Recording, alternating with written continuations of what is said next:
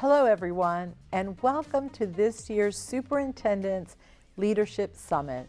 I'm thrilled for administrators from all of our divisions to gather today to celebrate wrapping up another incredible school year. This is a chance to celebrate our accomplishments and talk about what's to come as we prepare for next school year. But first, I want to thank every one of you for your unwavering commitment to our students' success. Your leadership, creativity, and tireless efforts have made a lasting impact, not only to our students, but to the entire OCPS family. It is my honor to serve as your superintendent. In just a bit, I'll be joined by my cabinet members, but I want to begin with a short wrap-up of my year. I held 22 town hall meetings throughout our community and an additional 10 virtual town halls with our teachers this school year. It was a great opportunity to hear from staff, parents, and community members. Soon, I will begin working with school board members on our 2030 strategic plan. So it will be important to continue hosting town halls and community meetings to gather valuable insight and feedback. I also plan to open up the process to students, which is very exciting. Now I want to bring in Deputy Superintendents Dr. Michael Armbruster and Dr. Bridget Williams and Chief Strategy Officer Dr. Harold Border. Welcome. Thank you. Good to see you guys. Good to see you. So Mike, one of the big changes for this school year was the reorganization of the Division of Teaching and Learning into the Division of Learning, moving away from geographic learning communities into cadres, so that we would be able to provide more support to our schools. So why don't you tell us all how it went? Well, I got to tell you, my wife calls me a pessimistic optimist or an optimistic pessimist. I don't know which, but I went in with some nerves and some hesitation, but honestly, it went better than I could have hoped for, better than I could have imagined. The positive results out of it, the collaboration, the conversations around instruction, all of those things really took off. And, there are people who are upset because people are visiting classrooms, but the truth is they were upset with that in the old model. The bottom line is we're having a lot of positive interactions in classrooms. People are learning together. They're focused on learning, which is the part of the name change from Division of Teaching and Learning to Division of Learning is we really are focused on learning, and it's paying off. We're seeing results. It's early yet. Grades are a long way away, but we're seeing really positive things in the data we're following. Yeah, I'm hearing the same things, and the teachers are feeling that they are getting more support, and so are our administrators, and I love the collaboration, the opportunity to learn from one another. So that was a big change. What can we expect for this upcoming year? Well, we're still making tweaks, which is awesome, but the big thing that I'm excited about is we're creating a new way of doing business, and it's called Lead and Learn, and it's going to be run by Dr. Kathy Schuler, and it's going to really have a focus on our leadership pipeline because we believe and we know that great principals make great schools. And so we're going to put a lot of effort into that, working with them, with their peers, with the other people in the organization to really grow their skills and their strengths. We've got all the talent we need here. We've just got to spread that talent. Where somebody is strong, we need to get them to share that strength. Where somebody is weak, they need to learn from those who are strong. So that's really what I'm probably most excited about this next year is that focus.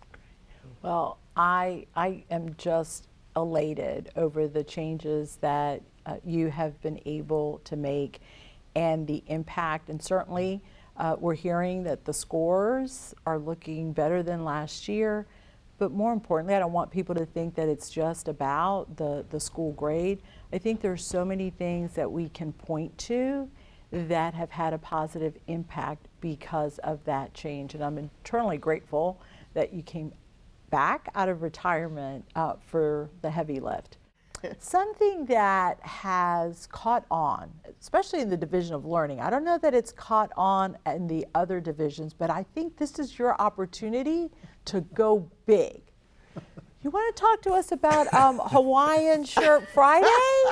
It's a long story, but a young man who used to mow my yard when he was 10 years old became a principal in our district, and somewhere along the way he started wearing Hawaiian shirts on Friday, just him, and it spread from him to another AP, to somebody else, and to another school. And this year we decided to go big or go home, as Bridget says, and we started spreading it. So it is across our district in our Division of Learning. And for those who were lucky enough to see the last board meeting, all the chiefs and cabinet, deputy soups, and the superintendent were in a Hawaiian shirt. So we're hoping next year it goes. It's the last 9 weeks of the year. Wear a Hawaiian shirt and just relax and enjoy that last 9 weeks. It's a rundown to the roses, so to speak. But with the Hawaiian shirt on, for some reason, it's just that much better. Yeah, you can see summer.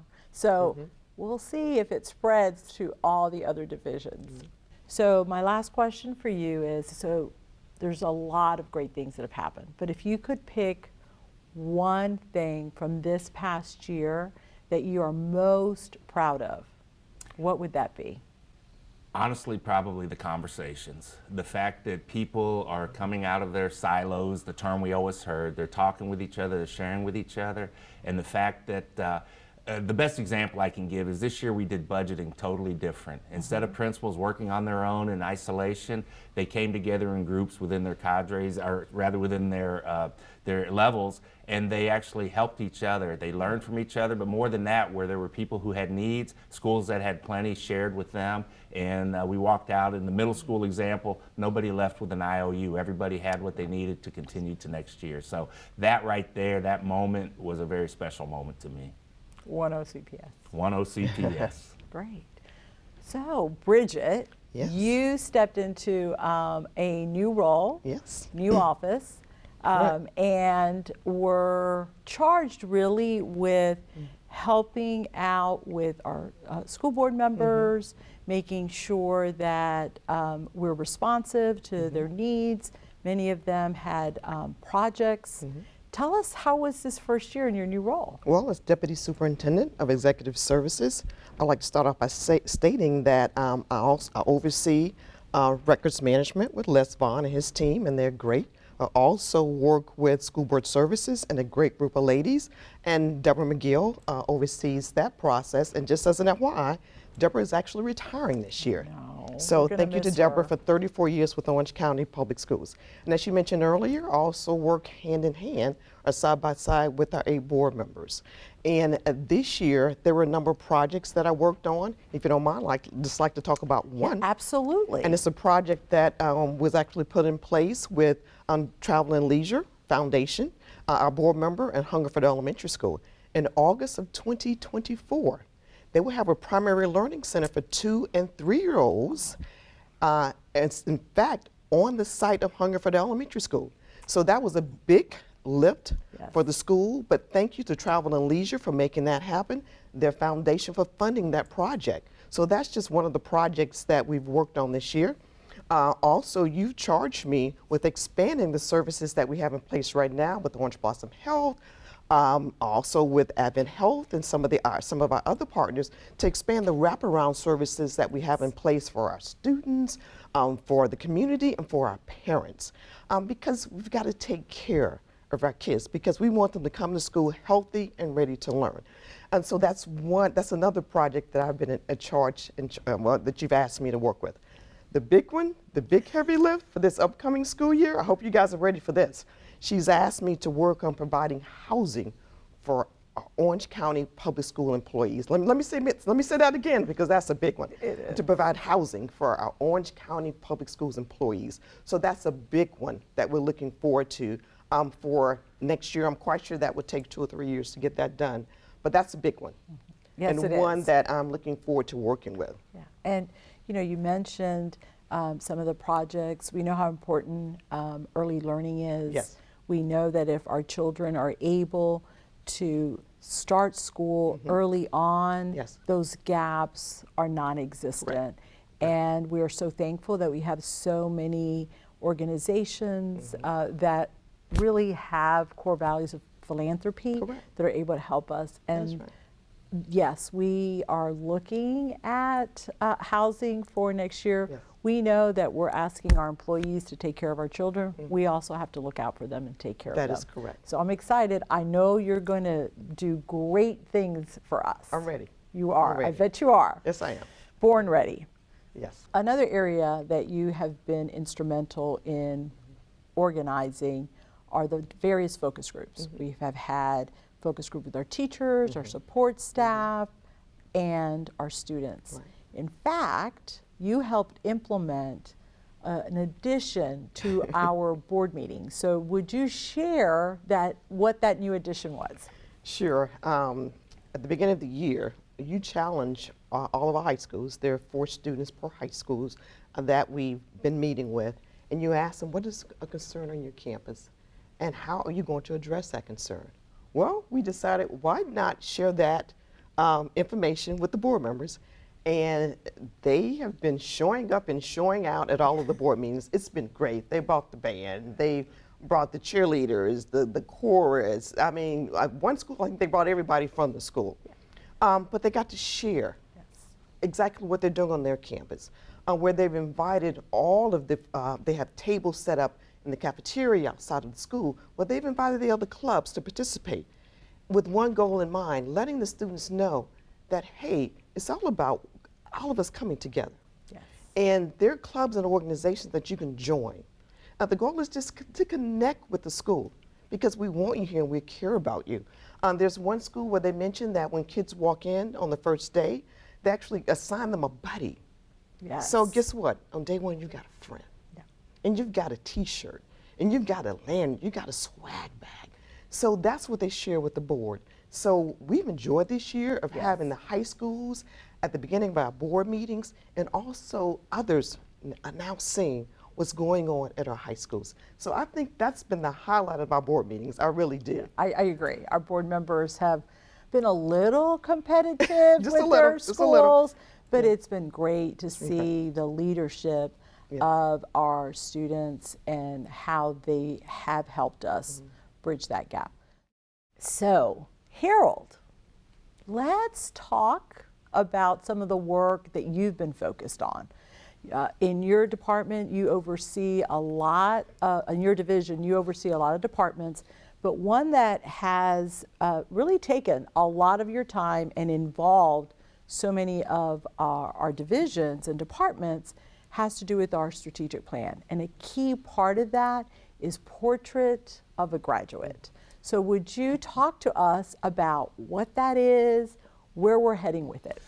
Absolutely. So it's been a pleasure to continue to lead the efforts with the strategic plan, working across the entire organization, the schools, the teachers, the staff, the administrators, all of our divisional leadership. This year we implemented internal metrics, measures of success, so we could continue to monitor our progress towards our strategic plan, which is really our roadmap to success for our school district, which is to ensure all of our students have a successful and promising future. So along those lines, we're entering the final year of the OCPS 2025 strategic plan. And so we are turning our eyes to OCPS 2030. And so along those lines this year, we began our work on a portrait of a graduate for Orange County Public Schools. We conducted multiple surveys, we had focus groups, and so very soon we will be unveiling our portrait of what we expect all of our graduates, the knowledge, the skills, the characteristics we want them to have upon graduation. This portrait of a graduate will be our North Star as we begin our work next year in developing our strategic plan, and it'll serve as that beacon that will pull us back to the strategic plan to ensure that every member of one OCPS knows what they do every day, how that helps our students and leads them to success. So very excited to very soon be unveiling what has come out of that from all of our stakeholders, including focus groups with all of our industry sector partners as well.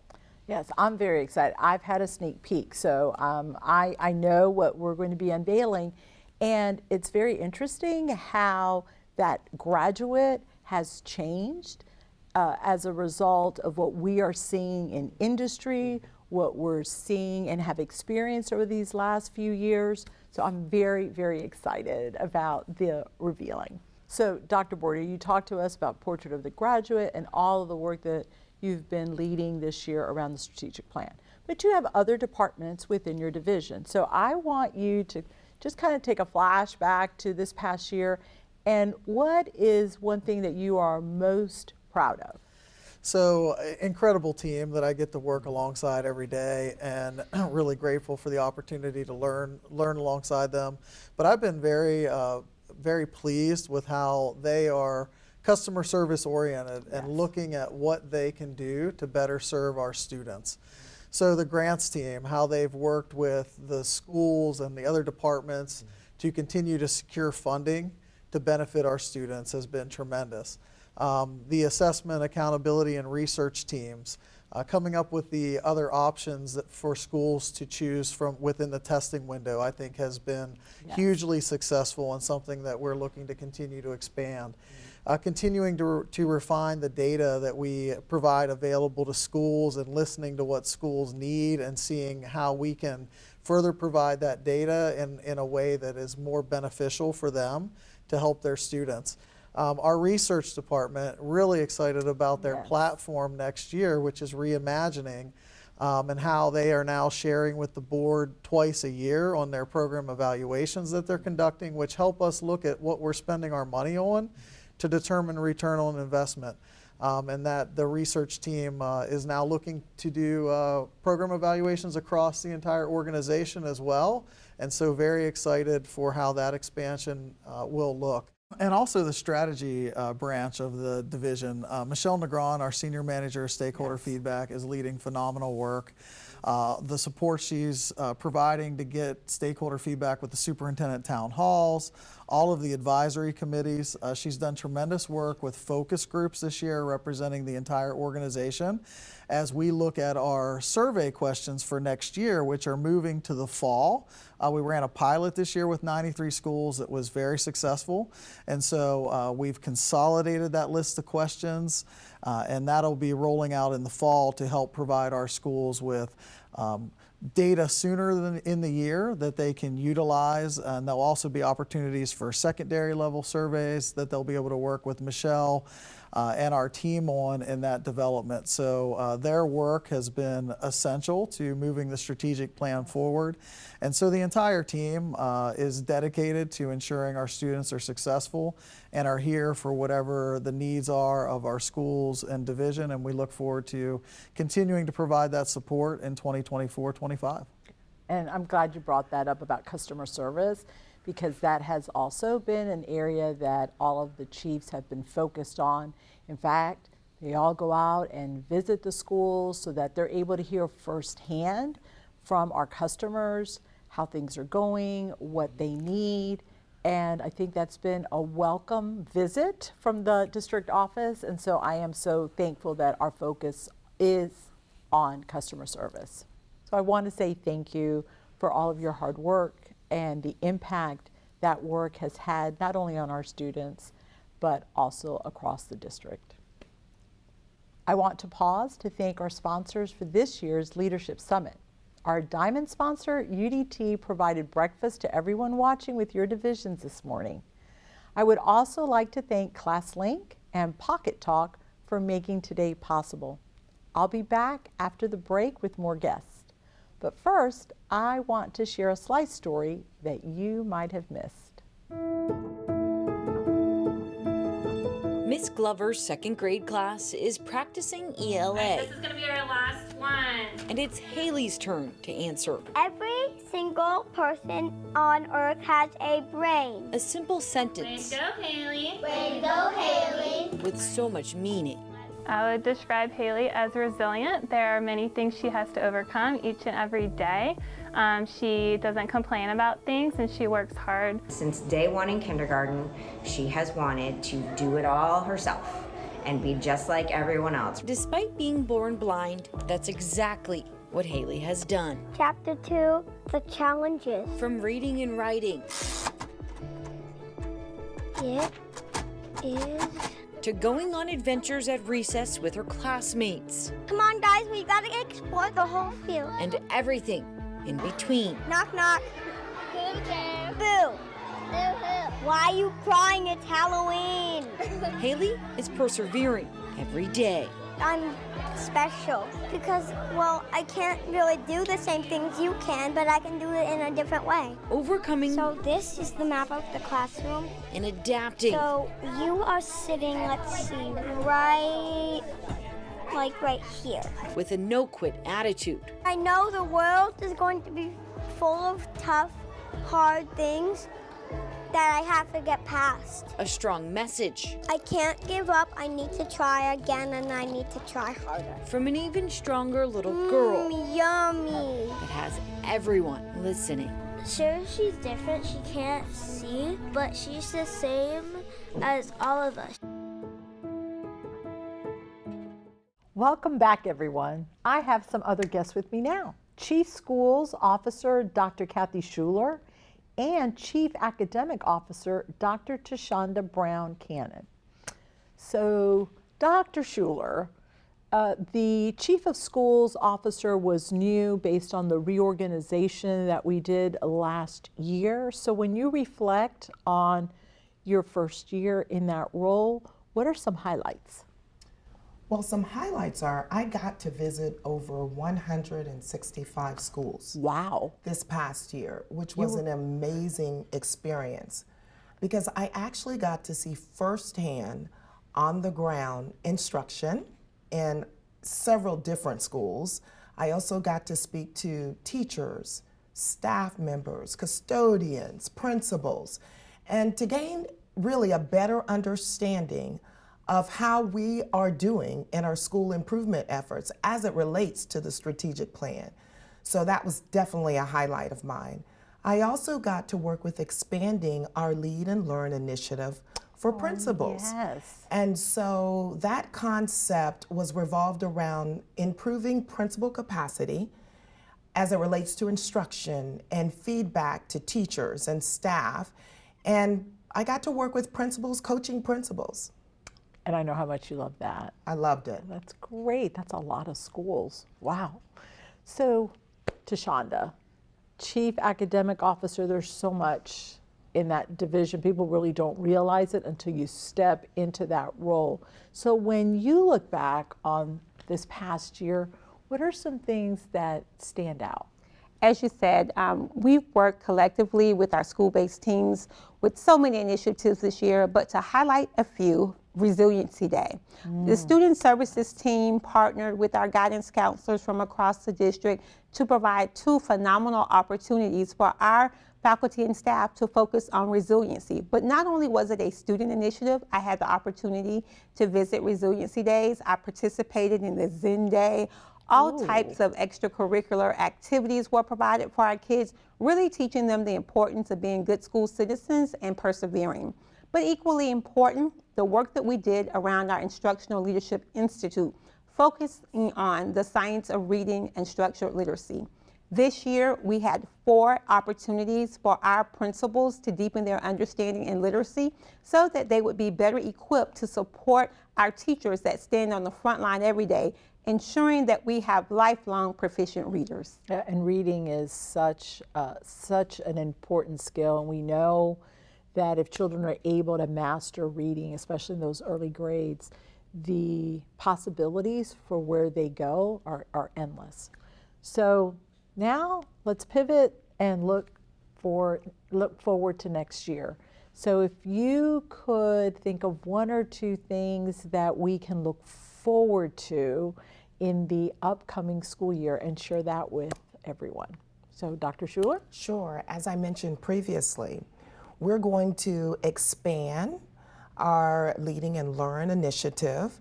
We're going to have over 30 principals coach and work with 30 current principals from 0 to 3 years of experience. Currently this year, 45% of our principals are from 0 to 3 years. Wow. So we're going to expand support for them, and we're going to work with our cadres, we're going to work with our principal leaders and our executive leaders, and utilize the expertise of our veteran principals to help support our principals who are new to OCPS in terms of their experience. Also, I'm looking forward to working with our family and engagement team, our community engagement team. Of course, we have new principal competencies this year, which directly connects family and community engagement to leadership. So I'm looking forward to supporting that as well. We know we can't do it alone, right? It takes the family working in conjunction with the schools to really provide that stellar educational experience. Dr. Brown Cannon, so next year, what do we need to look forward to? We're excited about the opportunity to provide structured literacy training to all of our teachers in kindergarten through 2nd grade. Our reading coaches will be instrumental in this initiative as they will receive training here at the district office, and then they will be equipped to go back and train their teachers in grades K-2. And then in the access of opportunity, we have 2 principal on assignment positions that are new to the office where they will go and work with our school-based teams to enhance the culture and climate in their buildings.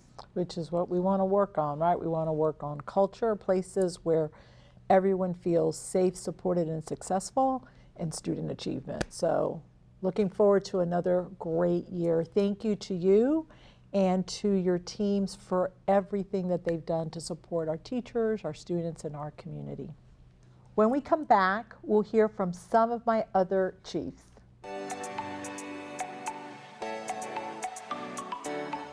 Hi, my name is Dennis Williams. I'm a senior at Decoy High School. I always like to say I'm hardworking. I like to pay attention to detail. I'm involved in all sports, lacrosse. I was involved in bowling. I'm in a couple different clubs, Black Excellence, the Caribbean Student Association. My father passed away when I was young, around 3. My mother died last year in a tragic car accident, which was abrupt, so my grandparents really had to step up and fill that void of me being alone. My first day back from school, everybody was there for me. They showed like they cared, they were here. And then after that, I excelled. Miss Spencer helped me throughout like my time of need when I was in a dark place. She told me she was there for me. She used to check up on me every other day, see how my grades were. When my grades were slacking in one of my classes, she'd call me down, talk to me, tell me get back right, get back on track. So she really helped me stay focused this year to actually be decided to go to college. I'm torn in between FAU and TCC, but I plan to major in nursing. I'll be first gen, so I would hope that would set an example for my brother to keep going, keep up the tradition after me. I like to do it for my mom. I want to prove to her like I can make something of myself and actually go to college, finish college, and like go on into my dreams and accomplish something. Welcome back. I'm joined now by Chief Facilities Officer Rory Salambini, Chief Communications Officer Scott Howitt, and our Chief Financial Officer, Doreen Concalino. So let's start the conversation today with a look ahead, something that is going to impact all 3 of you, and that is the renewal of the half-cent sales tax that's going to be on the ballot in November. So let's start with Rory. So Rory, from a facilities perspective, tell us the impact this is going to have.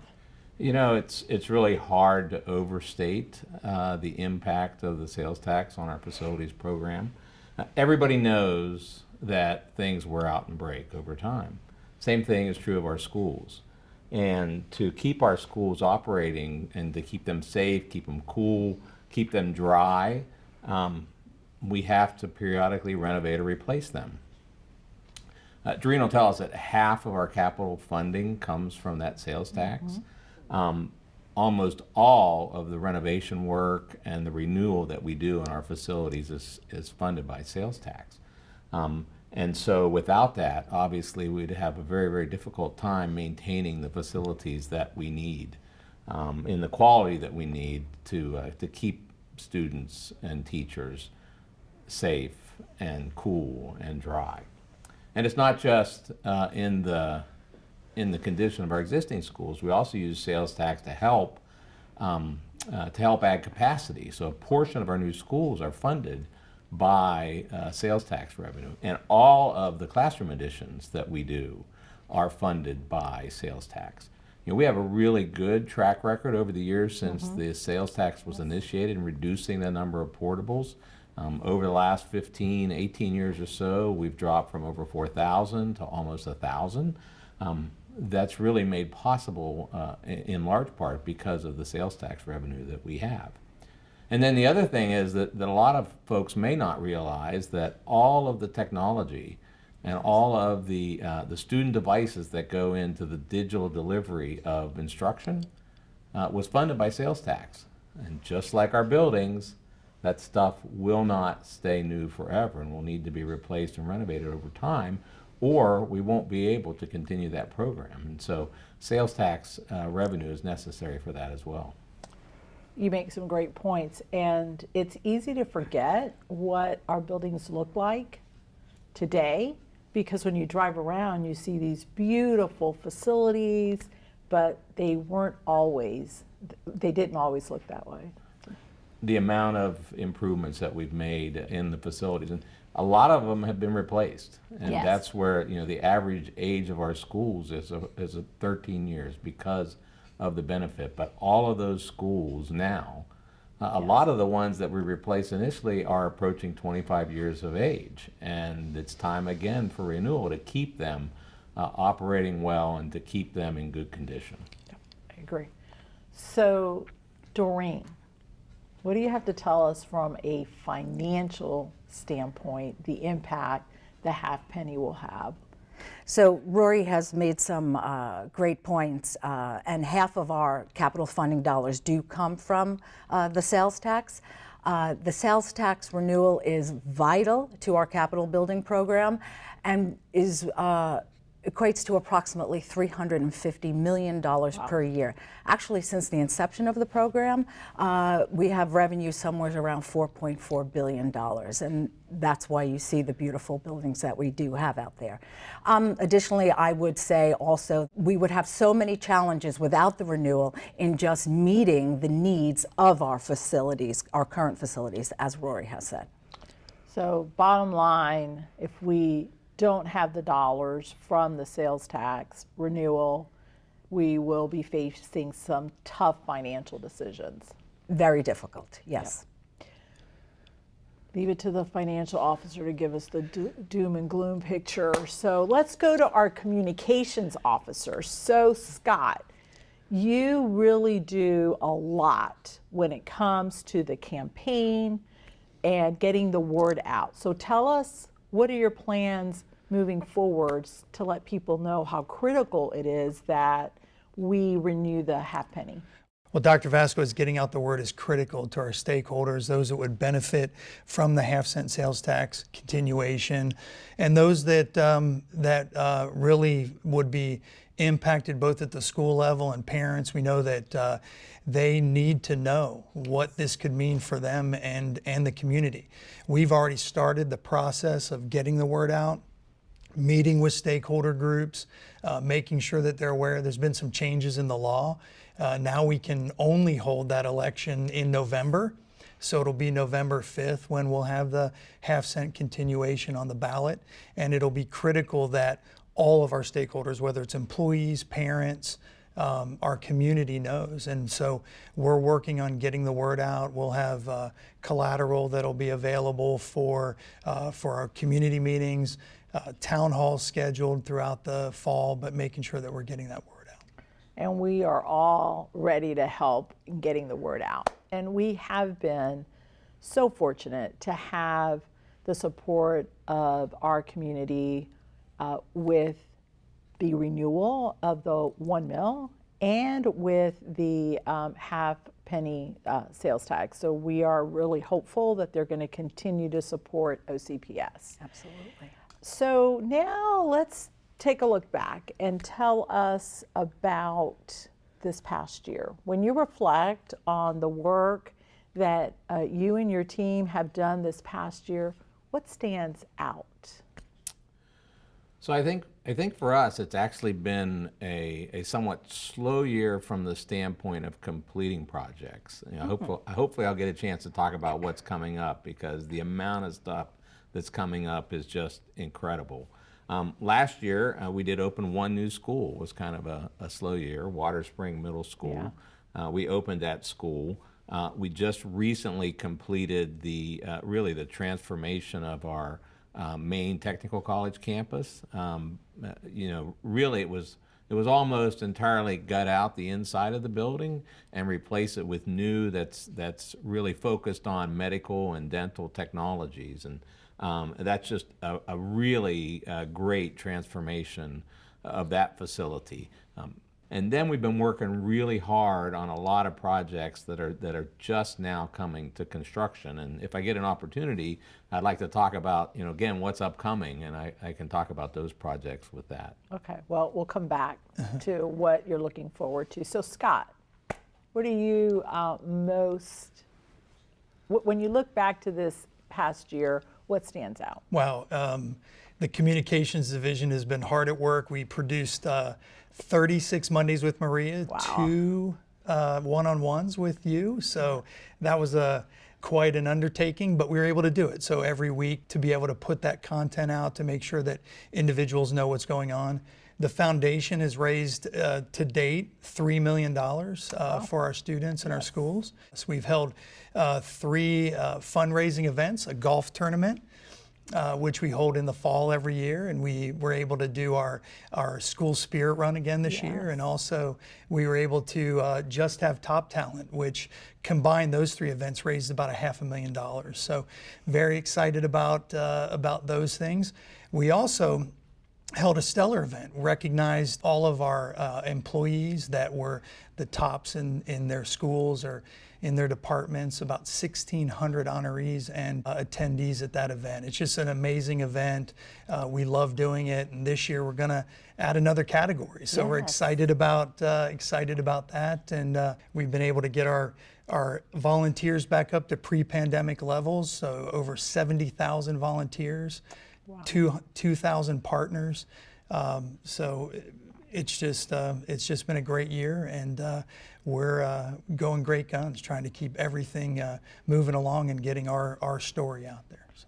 Yeah, your team puts on some huge events, and many times people don't see the work behind the scenes, and Mondays with Maria is just a great example of what a phenomenal team can do to be able to put together Mondays with Maria so that we can share that information with our community. And so I'm very grateful because clearly they are very talented to be able to put on this show with me, who is not someone that enjoys being on camera. So I'm very grateful to them.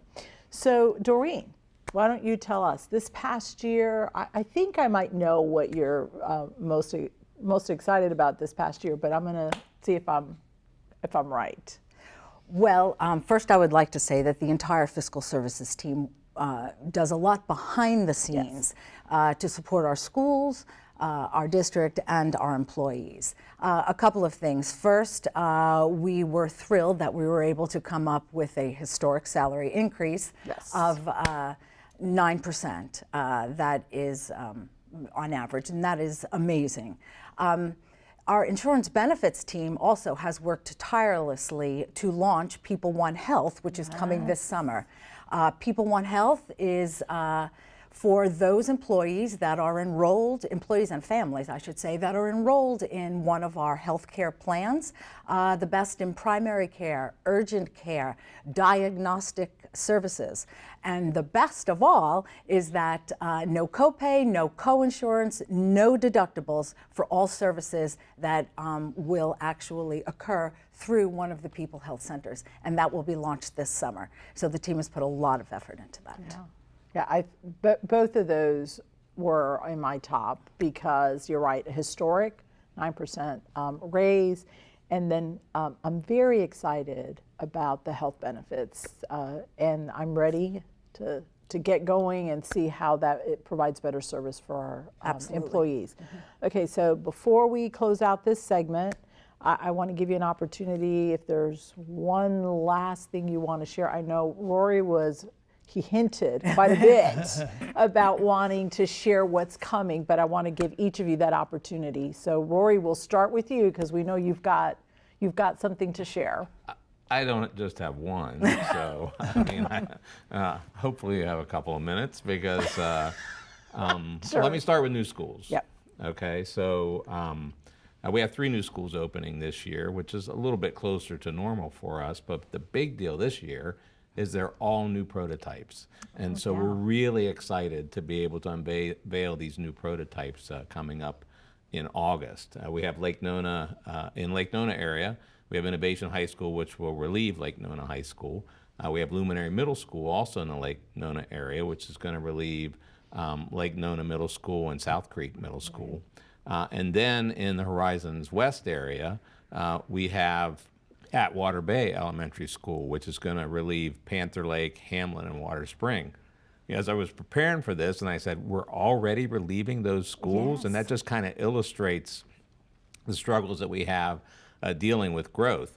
And the growth is continuing in Horizon West, but it's also continuing in the Lake Nona area because we'll start construction soon on 2 new elementary schools, both in the Lake Nona area. Site 130, which is going to be next to Luminary Middle School, that's going to relieve Laureate Park, and then fingers crossed, we'll resolve we'll get to a real estate deal finalized for Site 97, which will relieve Moss Park and Sunblaze, and both of those are getting near to construction start.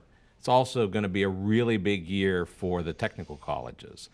With 2 new technical colleges coming, in addition to the renovation that I talked about at the main campus.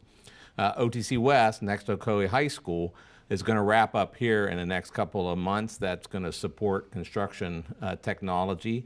A unique aspect of that facility is it's going to have solar panels on the roof, and that's going to serve as a pilot for us in the use of solar energy technology. And then OTC East will complete that facility. It's well underway next to University High School, and we'll complete that facility in the spring of next year. And so over the course of the next year, really 2 brand new and a completely renovated technical college. And that leaves the 4th technical college, which we're starting on design now, and we'll work on that over the course of the next year.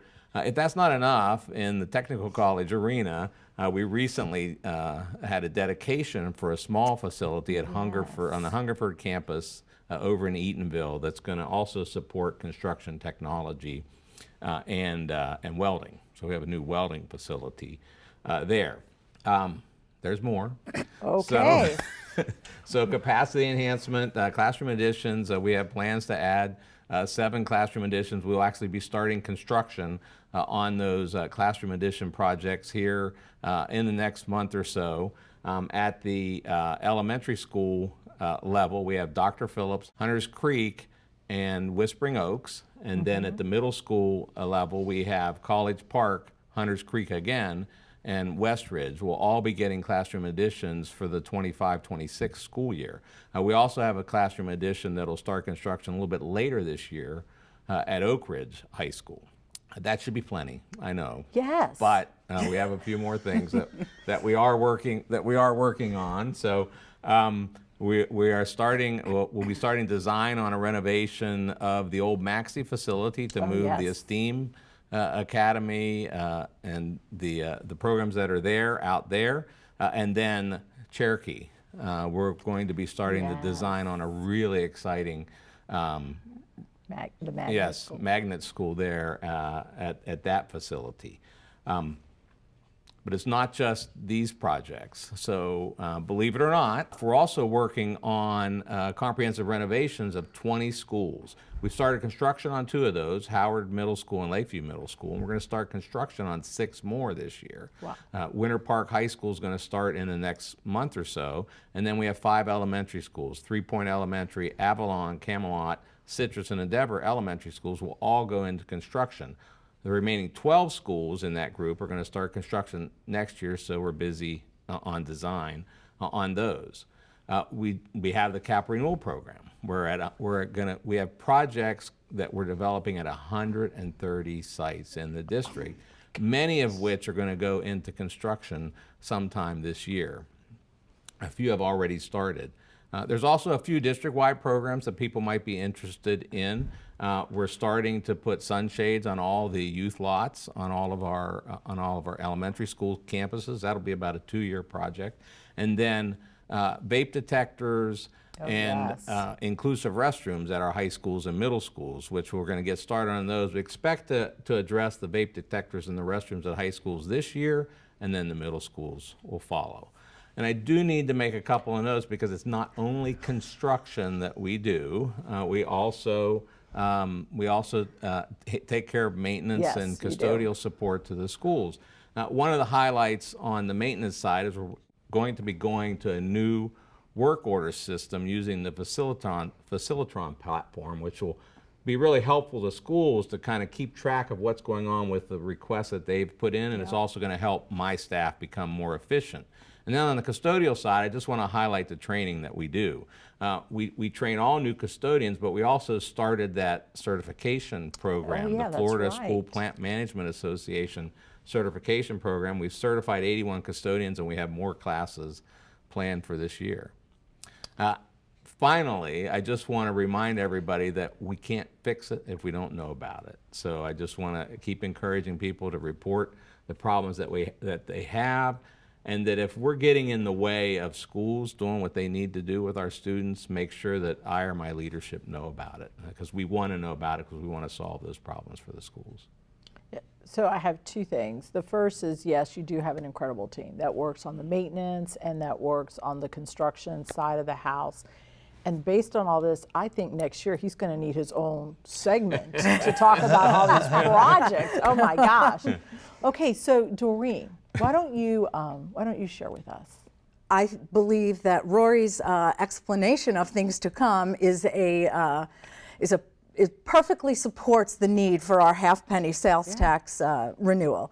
As I noted earlier, my team does work behind the scenes in supporting the work that Rory does. But one thing that we are looking forward to is we are sending out a health van, and this van will be coming to a school near you. There will be a registered nurse health coach that is staffed on this van.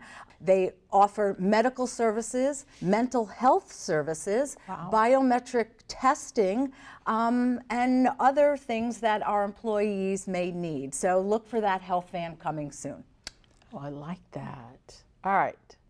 Scott, you're going to close us out. Wow, I got to compete with Rory and Doreen, so absolutely. We're looking forward to next year, obviously, supporting the strategic plan efforts of the board, making sure that we're getting a refreshed look, getting the word out to our employees about the strategic plan and what's happening as the board works through that process. Portrait of a Graduate is, as Dr. Border said, is the North Star. We'll work on making sure we're getting Portrait of a Graduate out there and rolled out so that our stakeholders understand the importance of that and what that means when we're taking a student through the process and through graduation and what that portrait looks like. So we'll work on that and communicating that. We also are working on putting together our unified communications platform that would bring all of our communication, whether it's teacher to family or school to families or district to families and employees, making sure that it's all under one house so that we can communicate efficiently, effectively, and do it less expensively overall with not having multiple contracts with multiple vendors on that. So that'll help us really bring our communication strategy together in one place. We're going to continue to support our schools, making sure that our principals and school-based administrators have the messaging that they need when they need it, be able to do that in a timely manner, whether it's for crisis communications side of the house or whether it's just providing them a little extra support for messaging. We've answered hundreds of media requests this year. We'll continue to do that next year, making sure that we're getting our positive media message out there and making sure that anything that comes up in that process that that may rise that could be deemed as negative, that we make sure that we're addressing that and helping our schools and our school administrators put out messaging to their families to let them know what's happening and do it in a transparent, open way so that everyone understands what they're seeing and what that will mean for them. So we work closely with them on that. And last, I just want to plug our OCPS alumni network. Oh, yeah. And we have a network. It's free to join. Anyone can join. If you've graduated from an OCPS school or attended an OCPS school, or you work at an OCPS school or district facility, we encourage you to join the network. A lot of opportunity there to get together and to connect and network. And you can go online and register or do the QR code. It's available. We may even make it available today. All right. Well, kudos to you and your teams who have done a phenomenal job supporting our schools this year. I know it's been a lot, but it's been a great year. Before I welcome our final group of chiefs, here is another Slice story. And Scott, your team this year, I think, did more than 60 of them. And so here's one that you might have missed. Hi, my name is Johnny Aldon. I'm a trades tech at OCPS Grounds Department, and I've been here 8 years now. Morning, Ms. Lone. The earliest we clock in is 5:52. And then I'm gonna take attendance now.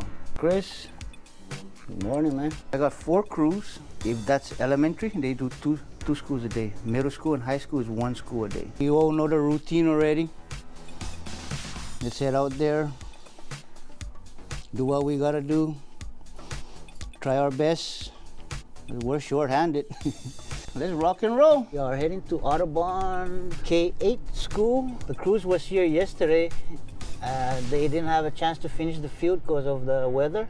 So I'm gonna finish it off today for them. I always think of it as just making the schools, for the parents to feel good dropping their kids off to a nice looking school like that. Everybody thinks it's easy. Doing landscaping, everybody thinks it's easy. But to tell you the truth, it's not. It's an art. In our area, there's only 12 of us, and we have over 60-some schools to maintain. We have to be at school at least twice a month. That's from trimming hedges, edging the sidewalk, weed eating around the light posts, every little thing. I just love what I do. I don't sit behind a desk all day long. This is fun for me. Drive around, meet new people. It's almost like an adventure. Welcome back. I'm joined now by Chief Operations Officer Roberto Pacheco, Chief Information Officer Maurice Dragon, and Chief of Staff Rob Bixler. Welcome, guys. It's good to see you. So, Roberto, when you look back on this year, what stands out for you? Oh, there's so many things that stand out. The operations team, they definitely understand that we have to work in partnership and collaboration with many different departments. So that's what I'm gonna head towards. The ones that we have had to work with so many different groups here inside the district. The first one under sustainability and environmental. Our team, due to their different strategies and different trainings and resources that they provided to our schools, and not only schools, but also offices, they were able to divert around 16 million pounds of recycling materials from our landfills. And that is not done overnight, it's not done by itself, but a lot of people had to help us doing that. In that same realm of environmental, as you know, our district is one of the first one, if not the first one, in the state of Florida to operate electric vehicles. Yes. So because of a grant from the EPA, we're going to be able to add 20 additional buses to our fleet. That's not always beneficial in the area of environmental sustainability, but also it helped us because we found out that we have some savings because of the preventive maintenance. We would migrate to areas of efficiency. Yes. One of the things that stands out the most, of course, this year is the 1 year that our food and nutrition services have been able to provide meals to all our students. Yes. It was So huge. It was huge. So because it's so huge, there's a lot of work that they had to do, and that amounted to be able to prepare 40 million meals. Wow. During the school year. 40 million meals. That equates to around 222,000 meals per day. So if you can imagine, I don't know how to cook, so I know that is a lot of time spent in the kitchen preparing meals for our students. But in addition to it, because they knew that there could be some waste because of it, they were able to divert close to 282,000 pounds of food waste by using chair tables at our schools, by donating some of the unopened food to some community organizations. And lastly, they did composting at 21 of our schools. So continuing with a lot of good work by the operation team. Our district police, as you know, they had a requirement to train our team. They partnered again with student services. They were able to train more than 2,700 of a threat management members of the different teams at our school. And that, I think, is not the amazing thing. The amazing thing is that they were able to do it within 3 months with limitations that they were not able to have more than 50 people per class. So if you start dividing that within that period of time, that was a huge achievement. Another one is our safety and emergency management team. They were able to update their reunification plan. And this one, they not only updated it, but also they were able to test it.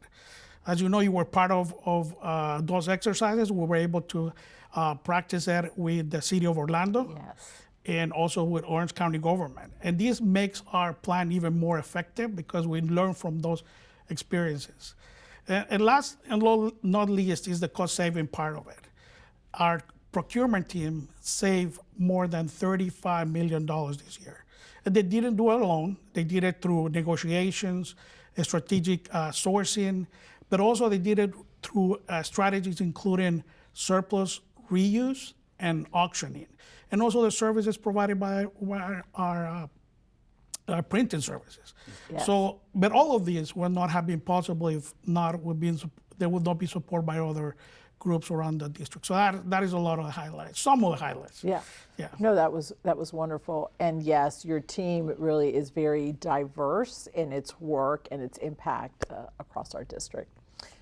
So now let's turn to, I think, the newest member, and maybe the youngest as well, of my cabinet, and that's Maurice Dragon. So Maurice, this is your first year as our Chief Information Officer.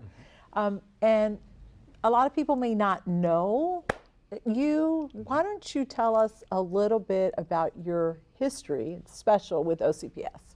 So thank you so much, Dr. Vazquez. So my history with Orange County Public Schools actually begins in the 5th grade. I was a student at Lancaster Elementary School, and then I went to Walker Middle School and Oak Ridge High School.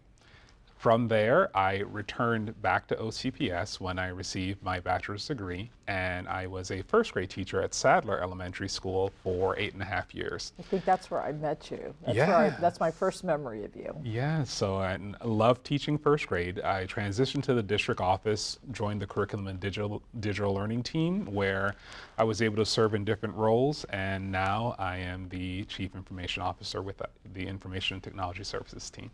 We're so happy you are a member of our team. Thank you. So in reflecting on this past year, what are some highlights for you? So this past year was really exciting, I think, for me and for the ITS team. The team has worked very hard over, in fact, the last 2 years, where this past year we completed the distribution of over 183,000 devices to our teachers and to our students. The next thing that the team was able to accomplish in very quick succession is that we were able to completely upgrade and change out our school internet filter for both schools and for the district. And then we transitioned to providing an upgrade to our internet overall. We doubled the district bandwidth from 100 to 200 gigabytes for the entire district. And then we rolled directly into making sure that teachers had upgraded presentation stations at school, so that as they are presenting to students, they have the latest and the greatest technology available to them. And then on top of that, the team has been working really hard on making sure that things such as our Easy Vista system, our SAP system, and other systems that we use, that they have over 99% uptime to make sure that we don't have any disruptions in the work that we're doing. And even our behind the scenes, our project management team, they are working with so many different departments with the individual projects that they have to make sure that they're being successful. So the team overall has done a really great job this year. Yes, they have. And, you know, when I reflect, I use the technology every single day. And if any of those systems are not up, we feel it. Yes. So again, great job on behalf of your team. Thank you. So, Mr. Bixler, Chief of Staff. Yes. So why don't you tell us what has been your fondest memory of this past year? Well, I will tell you, this year for me has been a huge learning curve, because I spent, when I got to know you, but I've spent 30 years on the Division of Learning side. Yeah. And so making this move to the Chief of Staff role, you know, I've spent a lot of time asking the why question. Why do we do things a certain way? Why do we operate a certain way? And part of it just simply to learn, but also to kind of prepare what it could be in the future. And so honestly, for me though, I think the highlight of what's happened this year is the team getting out in the schools and visiting a lot, hosting principal roundtables, finding out what's going well, what needs to be improved, making just general school visits. I've done a lot of them this year as well. And so it's for me, it's trying to maintain that relationship from the district office to the school and making sure that we keep that connection in check, and always asking that why question. You know, what are we doing? Is it working? If it is, great, but if it's not, why not? And so it's been a great experience. I've learned a lot, still a lot more to go. Have a phenomenal team, and they're coaching me on a lot of the whys, but they're also open to changing when I ask the question why as well. Great. So now let's look to the future, and I'm going to start with Maurice this time. So Maurice, what should we look forward to from your division for this upcoming school year? So for the upcoming school year, we're going to focus in, I think, on about 4 major areas. The first one is security. Yes.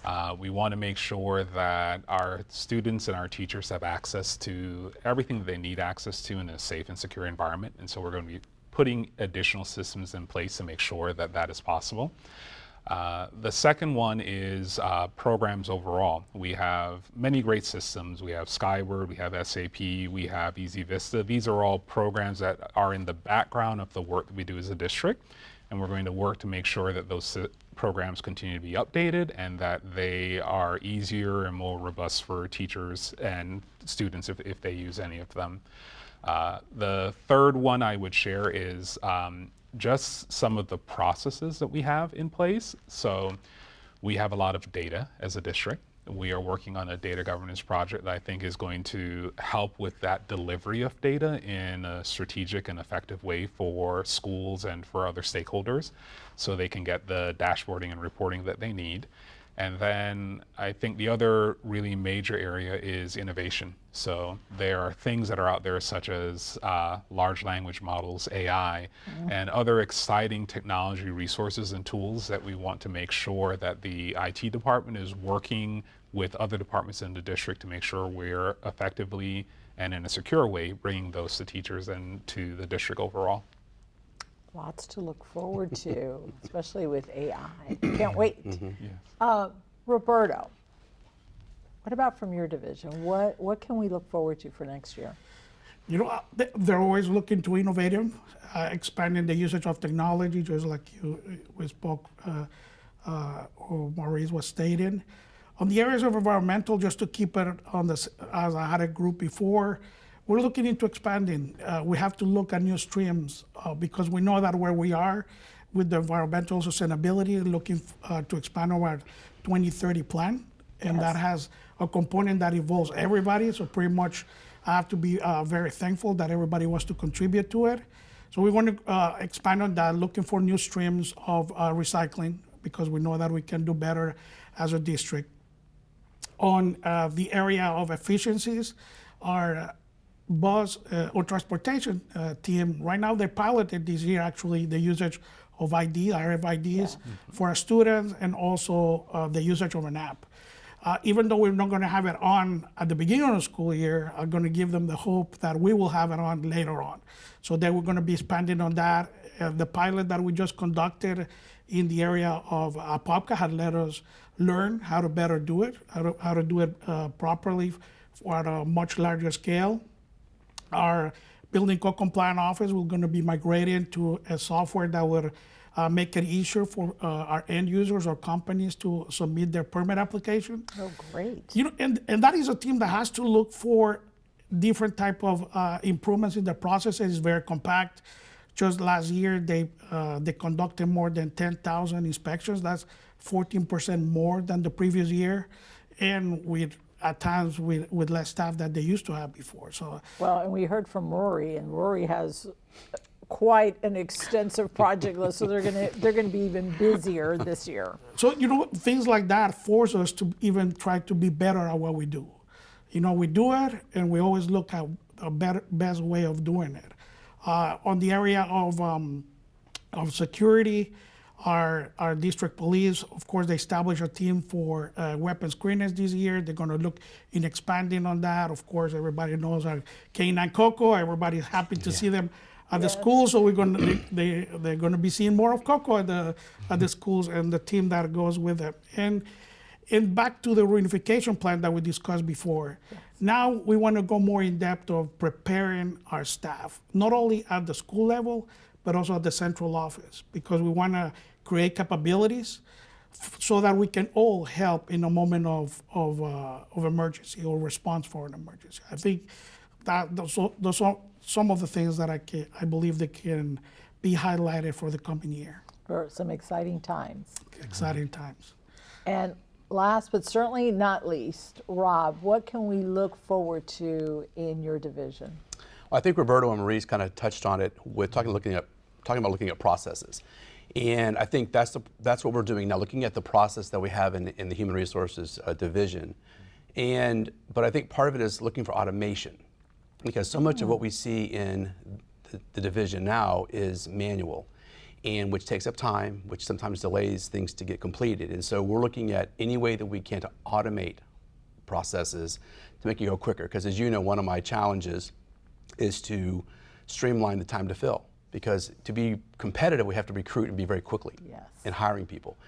And so, or quicker in hiring people. And so I believe that sometimes we get bogged down in the manual process that we have in place. And so looking for automation to streamline things, make them quicker to get our employees, whether bus drivers, whether they're IT folks, classroom teachers, clerical staff, whatever we need to do to make it quicker, that's the goal. Thank you all for joining me today. I have one last announcement I'd like to make.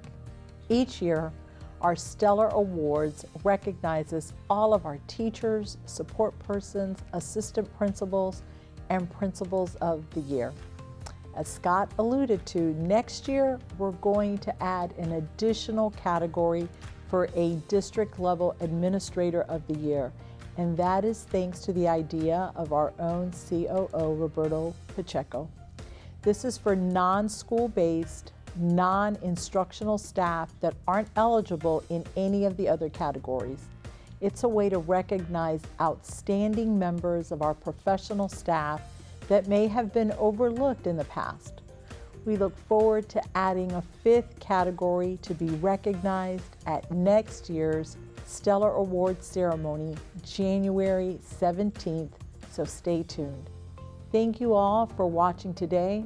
Orange County Public Schools is truly special, and it is my privilege to lead such an outstanding team. I appreciate everything you do for our students and our district each and every day. I hope that during the summer you are able to refresh and recharge as we prepare for the next school year.